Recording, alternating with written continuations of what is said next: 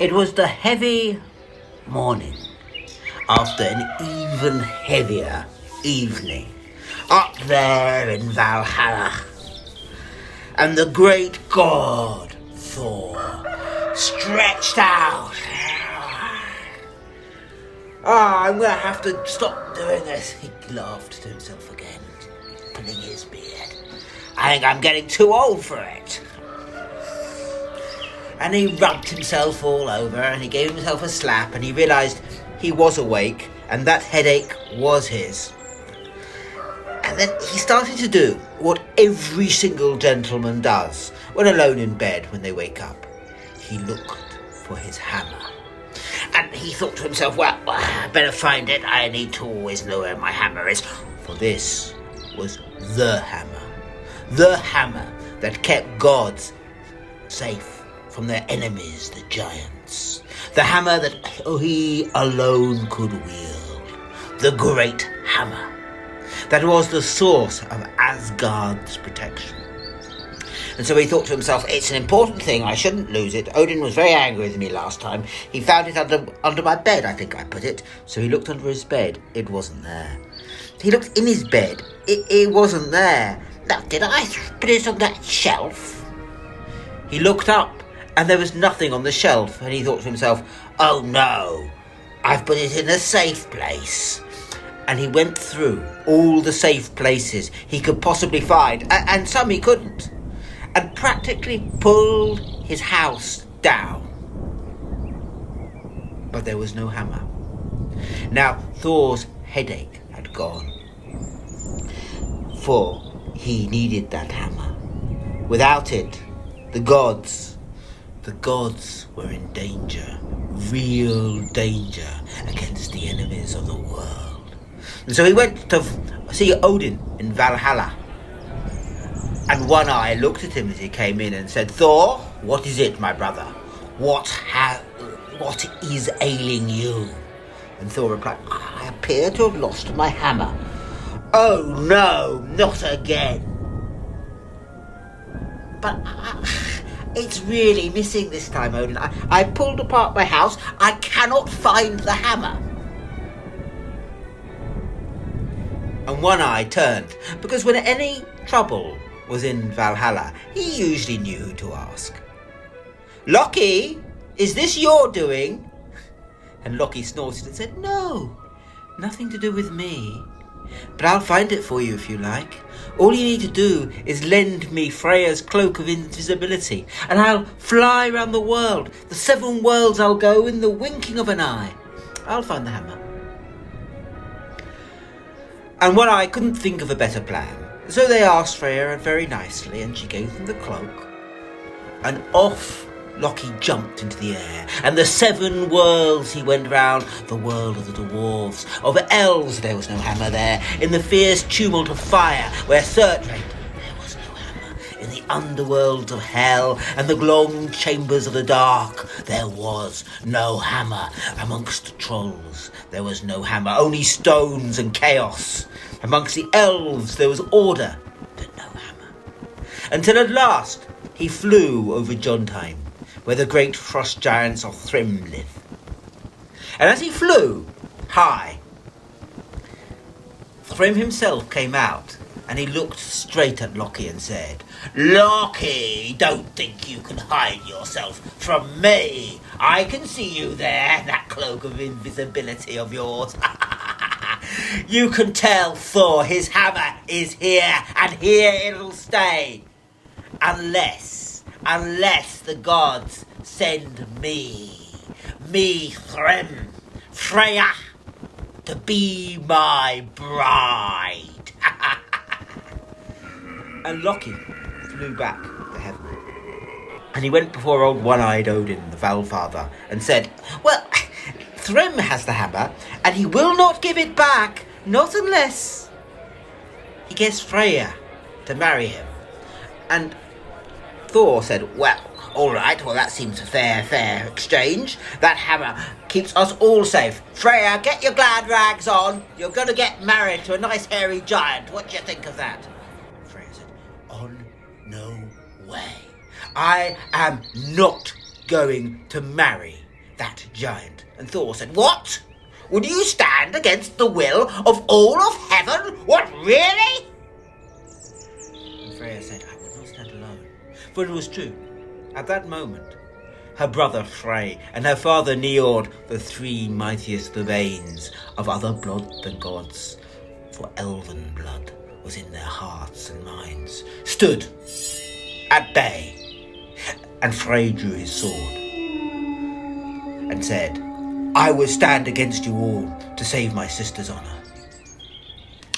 And there was war threatened there in the high arc of heaven, and Odin looked askance.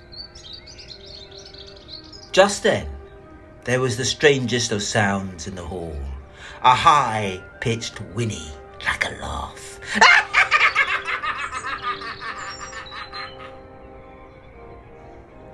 And Valfather knew that laugh. It was Loki. And he said, "What is it, Loki?" And Loki said, "I've just had an idea. Freya is, of course, utterly beautiful, because she has around her neck the holy bristle that makes her irresistible to gods and men and elves and giants. That is how people know she is Freya." "Well," said Freya, a little bit angry about this, but had to confess its truth, it was the bristling that made her irresistible.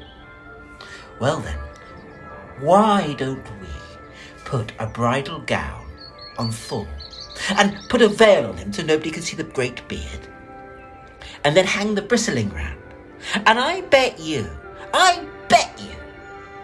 Thrym will think Freya has come down to marry him. He doesn't know what she looks like close up. He's only seen her from afar, and he's used to giantesses. A big, knobbly god will make no impact on him. He'll see only the bristling, burning bright. And then he'll give Thor the hammer as marriage trophy. And then Thor I can do what I like to that thing. But I'm not going to dress as a woman. I am not going to do it. I am the Thunder God." And the Valfather laughed and said, "I don't think you've got any choice, my brother." And Freya giggled and said, "Oh, you'll make a lovely woman, Thor. We'll put a corset on you and give you a great big bustle out the side, and nobody will notice your dreadful figure. I will give you clothing that is architectural." And the Valfather snorted and said, "There's only one thing I think I would add. Loki, you're going to go as well, to make sure no harm comes." And so, around Thor's head beard they hung a bridal veil, and on his middle a great belt and a set of jangling household keys. And the brother of Odin went forth disguised, but just before he left, Freya put the bristling around him and kissed him on the nose and said, "There you go. Have a kiss of the love goddess. You look irresistible. Every giant will want to pat your bum. You'll be lovely." And with that charm, Thor got upon his chariot with Loki at his side. He rode off to Jotunheim. And when Thrym saw the bridal pair coming down, he called out, "Bring ale, bring mead, bring meat in abundance is fine, for there is nothing we shall not lack. But Freya is not yet mine." And so when Thor and Loki rode down to the great hall of Thrym, they found it laid out for a mighty, mighty wedding feast. And there was beer that made the Thunder God thirsty. There was so much food. And first he concentrated on eating little bits, trying to behave like Freya, who always picked at her food. But just then a great boar was being passed down the table, and the giants were taking a little morsel of it, and he could not resist it. He reached out with one of his great big hands and caught the boar and ate it straight off. And then he took a cattle from a cow that was being roasted, and he ate it too. And he ate 5 chickens and a donkey, all of which the giants were roasting. And Thrym said, How come love's goddess could eat so much and look so good. The holy bristling was burning bright, and cunning Loki kept his head, and he an answer found. Oh, she hasn't ate for 7 days. She's longed for giant land. But Thor had other plans. He had now seen the mead, great flagons of mead, great barrels of mead, and before anybody could stop him, he reached across and got the largest barrel he could find, and glunk, glunk, glunk, glunk, glunk, glunk, glunk, glunk, glunk, glunk, poured it into his veiled mouth. And Thrym said, How come? How come? How come love's goddess could drink so much? No giant maid could drink so much and look so good. For the holy bristling was burning bright, and cunning Loki kept his head, and here answer found. For 7 long nights she has not drunk. She's longed for giant land. And Thrym snorted and said, Now's that moment to get a kiss. And before anyone could stop him, he had lifted up the veil and stared right into the eyes of a furious thunder god. And he stepped back, falling back, and said, How come Lord's goddess looks so fierce? Fire darts from both her eyes. The bristling burning bright stood out upon Thor's neck. And cunning Loki kept his head, and he an answer found.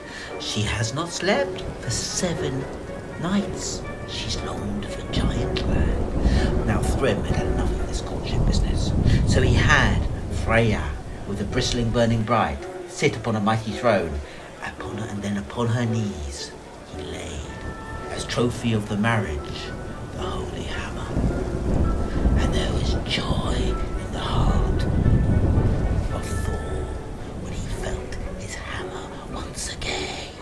Suddenly, in the middle of the hall, he stood up, and all the corsetry fell off him. And with a great thunderbolt he struck, and with the very first blow he laid Thrym low, down there on the ground. And one by one those giants fell from thunderbolts from Thor. And so it was. Brother of woman got his hammer back once more.